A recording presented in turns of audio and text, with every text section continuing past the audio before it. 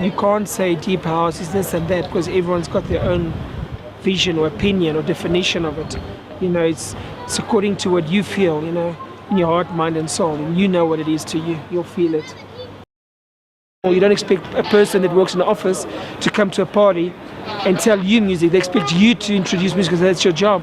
I want to hear new music. I want to hear new hits. I can't tell you a hit. I can only tell you what I like on radio. That's already been there. It's done. Give me something more. What's the next step? What's the next hit? What's the next big thing?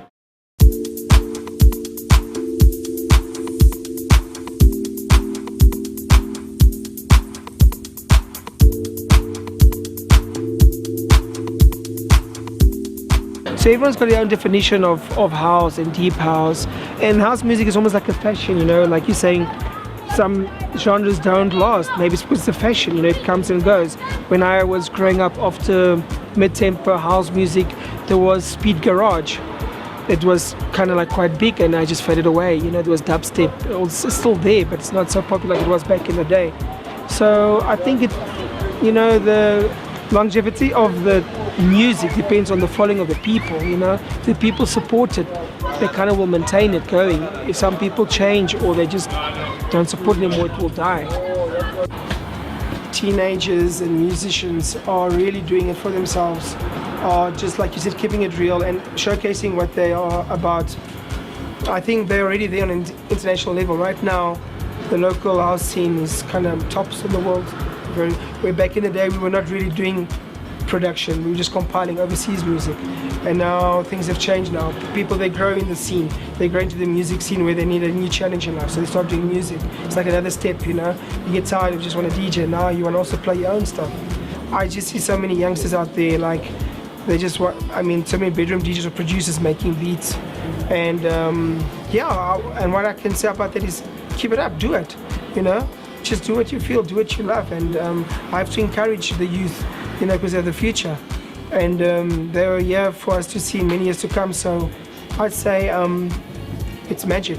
I think it's wonderful, and I don't feel they're losing their local identity. I just think they're doing what they feel and what they like, and I respect them for that. You must do that. You have to just bring yourself out there, bring your style, bring your craft, bring your way, show the world you know. We don't need hundreds of a certain one person. We need various different people of their own ways and ideas and crafts and skills and styles of music. And that's the only way the music will always keep growing, Because sometimes it becomes a bit stale when everyone's doing the same thing, or just copying one person that's kind of like a success story. So I respect people who are just doing what they feel and pushing that and making that happen, because that's who they are, and that's real.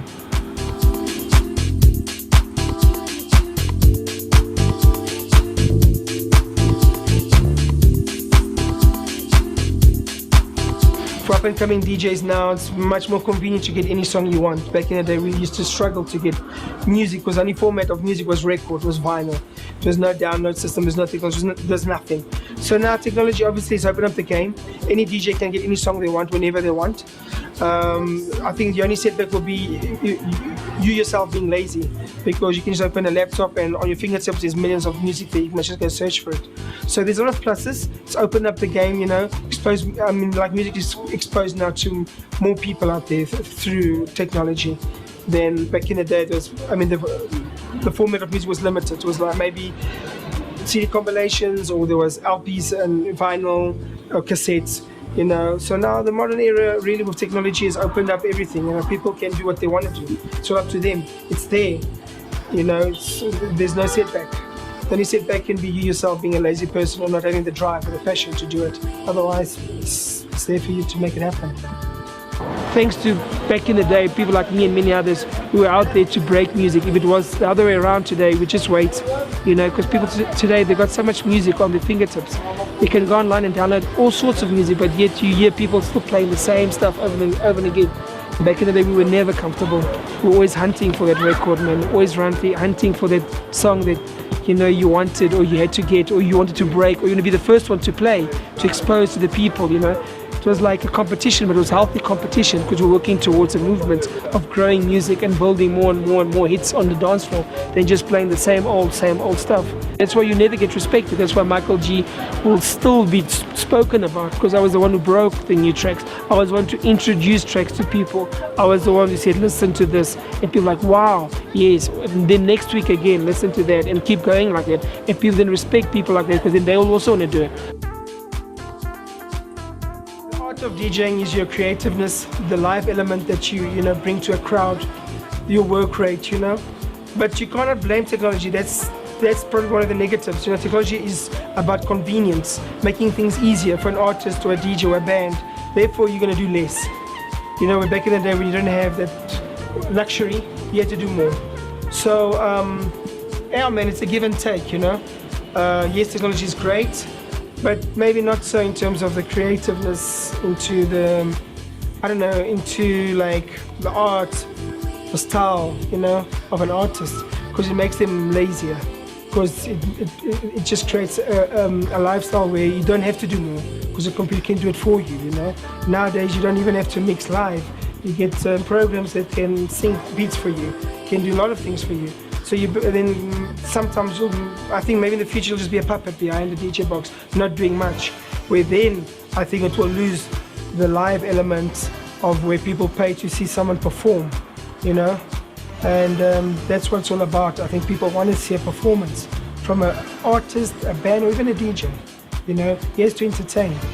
And another side to it is, the word is, in future, superstar mega DJs will have to do more to become like successful than just DJing or mixing. They have to maybe play live instruments in front of a crowd, have a bit of an edge or an extra that can separate you from other DJs, so you can just grow. Otherwise, it's just one big pool of the same old. At the end of the day, everyone must just do what they do and do what they feel and come out with your own idea, so we can see what you've got in there and what you've got in your heart. Just bring it out, man. Don't keep it real, true, understand that, meaning do your own thing. And but it's nothing wrong by taking ideas from someone that's influential in your life and implementing it into your own craft. Don't be scared, just do what you feel. If you like it, bring it out. The way you DJ is also a form of an art. You have to create your own way, your style of DJing. The way you make your music is another form of art, and that's why it's art. It's an art thing, That was the kind of music I was playing. Not many guys were doing it. It was a genre that was formed from house music that we slowed it down, and I was doing it, and it was becoming quite big. And when people approached me like, "Hey, man, what's going on? What are you doing? And what kind of music it is?" And then we just started to give it a name, mid-tempo, because it was like slow jam. It was a slow beat. And then guys approached me to release a comp to expose this kind of music nationwide. It opened many people's ears and eyes to me, to what I was about, and that combination was a huge success that many others followed because of that. Many other DJs and record labels started doing compilations and that kind of genre because of the success of that experiment. Well, not really experiment, but they called it experiment, but for me it wasn't experiment, because that's what I did. But the guys were keen to try it out, put it out there, and the result is there enough for everyone to know about it. It was huge. And then from there, that mid-tempo kind of genre of music, which was like 100 beats per minute, 98, that was the beat per minute that Kwaito was formed. Kwaito was formed from that type of beat, because we can hear from the set that I've done for Deep Avenue, there's a lot of mid-tempo, and at the end I got into Kwaito, old school Kwaito and house, which blends nicely, and that's how we used to do back in the day. The party never used to break. It used to start at R&B, used to go into Kwaito or mid-tempo, then Kwaito, then house. So it was a journey throughout the night. It used to go up like that. And you'll hear from the set that I did, there's a kind of an idea of what was happening back in the day and how it was being done. The music scene was divided. House music wasn't really seen in the white kind of areas. It was more funky house and commercial and pop. And what I grew up with was Kwaito, mid-tempo, and house music and R&B. So going into the townships back in the day was a big challenge for me. I remember people looking at me like, "Phew, you're out of place here." And after a while, when people see what you did and how you did it, and they could see you were real and genuine, it was coming from your heart and was passion, because no one was telling you and showing you things. You were just doing it like people started to respect you and admire you, and then that's how I grew from there. Because South Africa is such a diverse country with so many nationalities and races, and therefore we are today.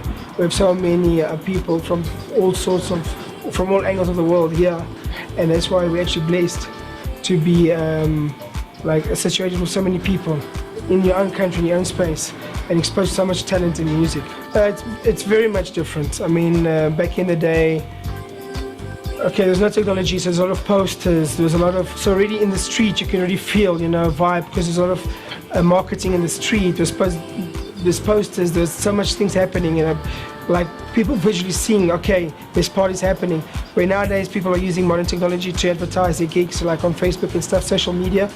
And like back in the day, people were really getting down to music. They were not thinking about, yes, the parts of nightclub, of drinking and social is always there, but music was number one, I feel. And in today's age, I think music is kind of like on the back seat. There's so many other things that people need in a party before they see music. So it's not really number one. I see it as like number two, number three. People now want a very smart venue. They want the proper booze. They want the proper crowd. They want a proper, you know, so much things. And then they look at the music. Where back in the day, people wouldn't even think about that. Music was number one. People used to go to the club and just dance, which nowadays I think I see very little. It can be here and there, but it's very minimal, very, very minimal, yeah.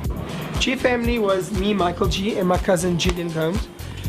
We came together and started like producing music together. Then we brought out the album Break the Silence, which was 6 original produced tracks and 6 remixes. We released many singles on various international labels. And then we got approached by Swell Candy to release the album, and we did it as a joint venture with DEEPAVENUE Chronicles. And we brought out the album like that. And we were summer nominated, which was very good for us for a deep house genre. So a lot of people really like took note of what we did. And that's how we came up with our style of music, you know.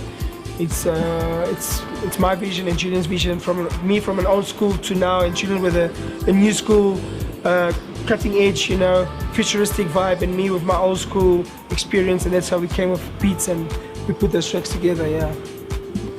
Vinyl with Love is a label that I created, Vinyl with Love. It's going to start off as a podcast where I do mixes, and I'm promoting music strictly on vinyl, because there's a lot of music, because I'm a vinyl junkie. I'm buying, you know, records weekly, monthly, whatever, and I've got a lot of music.